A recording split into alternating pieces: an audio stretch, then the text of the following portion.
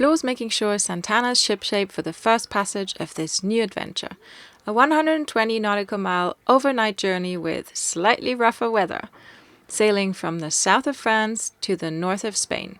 So let's splash her, test the Watermaker, and get some fuel because I can't wait to take you along to new horizons. Usually I'm the one running around crazily trying to make sure that everything is being done last minute, and I'm quite enjoying not having to do that.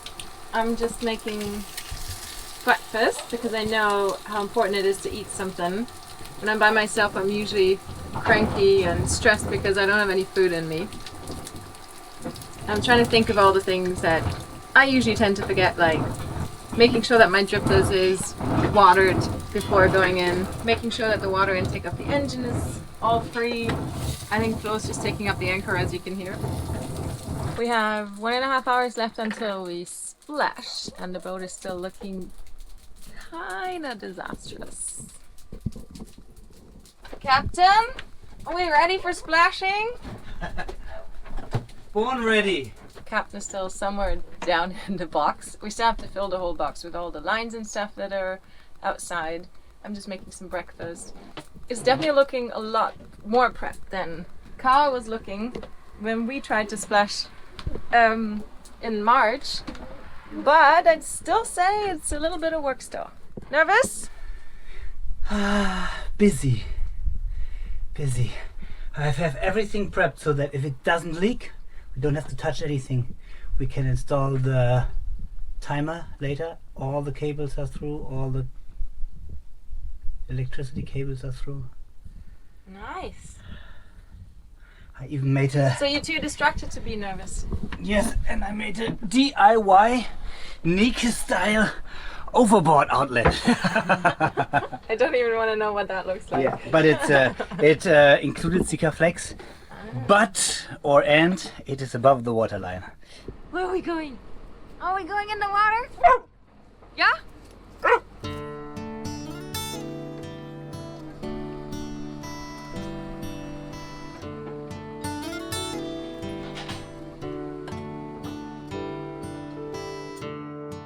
Floh has already changed the propeller zinc and applied 3 layers of anti-fouling before I arrived.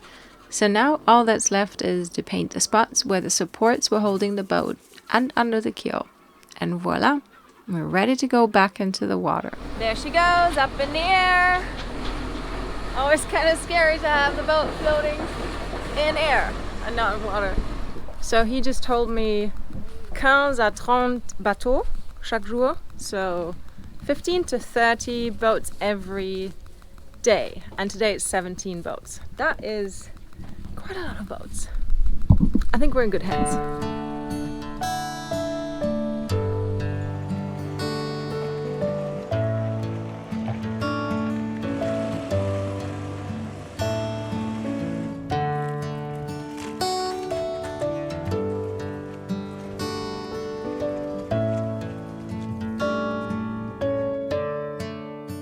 Clearly on the water, we're moving. You happy to be at sea again? Yeah. We're just doing a last minute impeller swap before it's broken. This one has been in there for a couple of years now. Oh, but look, Floh, look at this. See this? Good, I change it. Yep. This could have caused us some trouble. Wow, this one too. The engine is running, the stuffing box is holding tight. Now it's time to test the newly installed Watermaker. Now, what's the plan, Stan? Testing the Watermaker. So, it is the very first time that I'm starting the Watermaker, so I want to be super sure everything is working. One thing the manual is pointing out several times is that you shall run the 12-volt low pressure pump first until the entire system is flushed with water. And therefore I want to see if there's any water coming out. If there's any water in, if there's water coming out, if there are still bubbles in. We couldn't get the system to fill until we had the idea to disconnect one of the hoses after the filters. And after that, everything went surprisingly smoothly. You've got the key, you've got the secret, you've got the key too.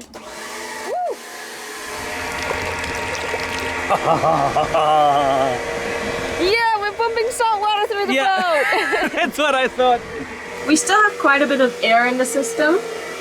There's a bunch of bubbles after the filters going into the Kercher. So we're trying to eliminate those bubbles, tightening all the filters, tightening all the connections, making sure that no air is coming in. Well, we're definitely pumping some salt water through the boat, so let's see now if we can make some fresh water from it. Because we're using the Watermaker for the first time, we have to very slowly increase the pressure from 0 bar to 55 bar in order not to damage the membrane.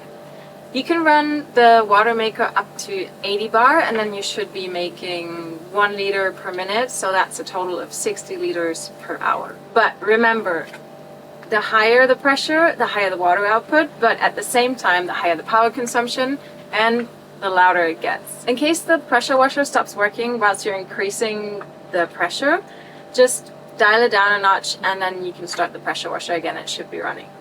The great thing is that once you've set it on the pressure level that you want to run the Watermaker on, at the end of making the water you just switch off the Kercher, and when you use it again you just switch on the Kercher and voila, you're making water right away. So no need to dial in and out the pressure every time you use the Watermaker. So let's see what happens when we increase the pressure.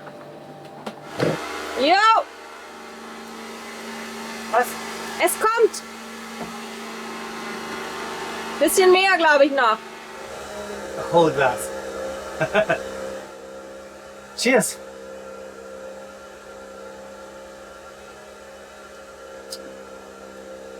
I hoped so much it would be white wine.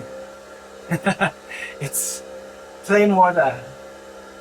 By the way, in case you're interested in getting one of the Octopus Watermakers, we've gotten you a sweet little deal. Udo told us that purchasing is taking place over email or phone, and I'll put the link to the details in the description. So when you're talking to him about buying one of the Watermakers, make sure you mention that we've sent you and you'll get 100 euros off your purchase price. Yay! But back to the video. It's our last night in the marina before we set off on this shared journey. Stay tuned until the very end of this video for some personal reflections on the challenges that might lie ahead.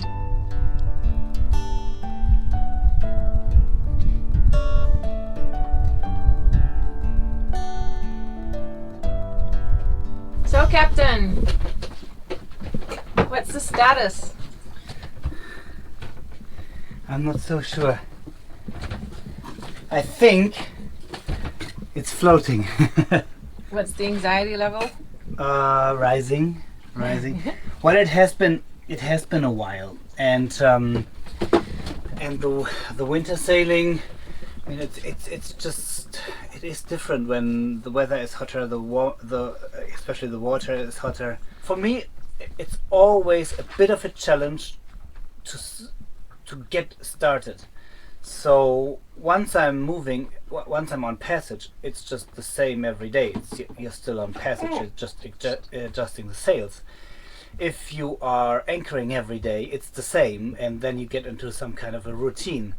But now I've been away from the boat for quite a while, and so I have to remind myself how it was when we were sailing. Because now I get used to a boat that's not moving. I can totally relate to that. Exactly the same how I feel about my pre-departure anxiety. I've made a bunch of videos about that, I think.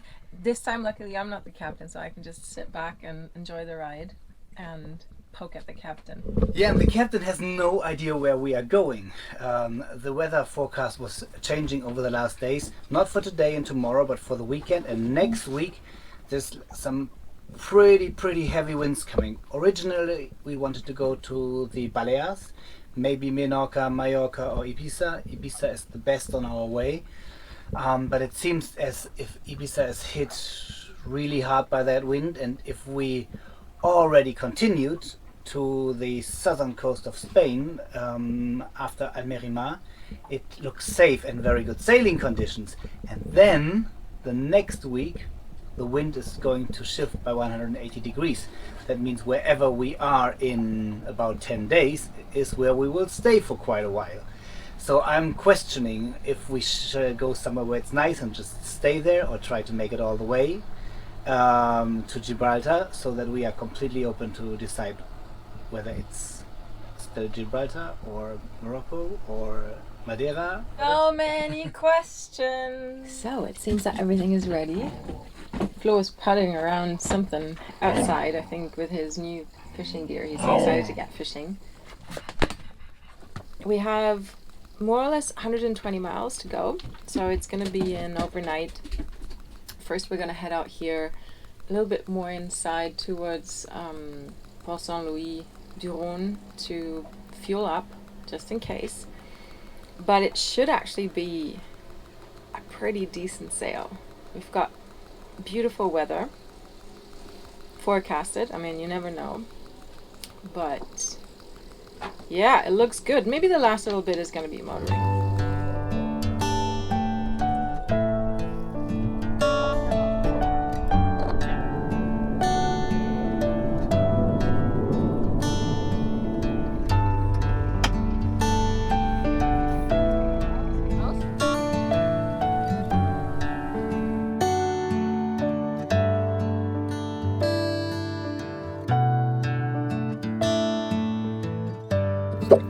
Wow, 179 a liter. I just filled up my canal boat in Germany. Well, didn't fill it up because that would have been painful too, but I put in some liters for the diesel heating. And it was 157. Well, that's 270 euros fuel. We had some shopping yesterday. That was painful, 290 euros. But we should be good for quite a while now. I guess it's time to test off. Untie the lines.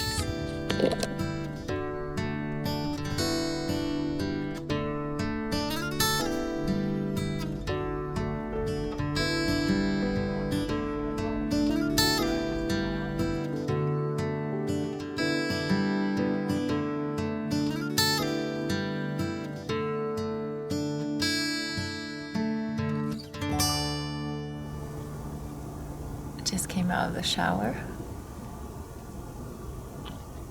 I think tomorrow we're gonna head out. It's been busy days. Floh's been like super busy. He installed the Watermaker like super fast. Got everything done in such little time.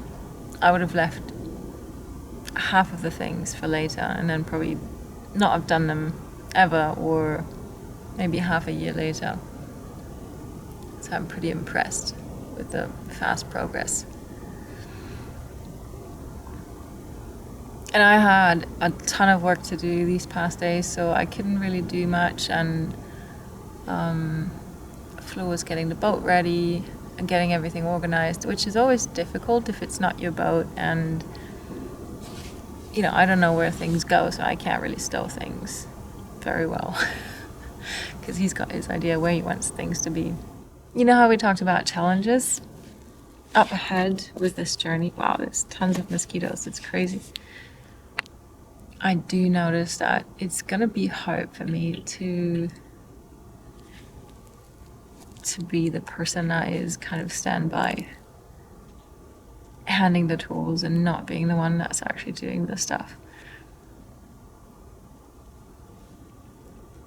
And I do want to give it a try, and I do want to, you know, be there and be supportive and do all the things that also need to be done.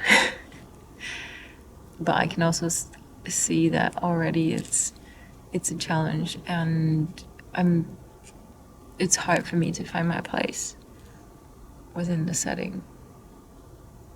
So kudos to all of you out there who are doing the support work, because it is also crucial. It's things that need to be done, because without them it doesn't work either.